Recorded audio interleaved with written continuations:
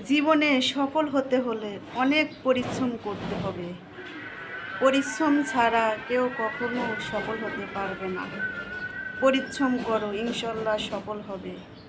অন্যকে দেখে কখনো হিংসা করবে না।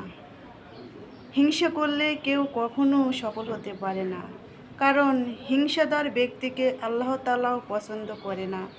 তাই সবাই হিংসা থেকে দূরে থাকো, সবাই সবার পাশে থাকো, সবাই সবার প্রতি ভালোবাসা তৈরি করো, তাহলে ইনশাল্লাহ সফল হবে।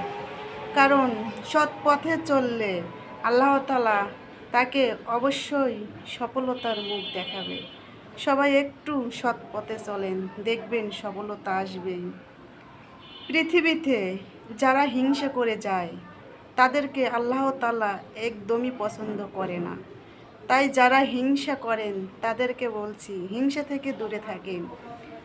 সবার সাথে মন খুলে, সবাইকে মন খুলে ভালোবাসা দিন, সবার পাশে থাকুন।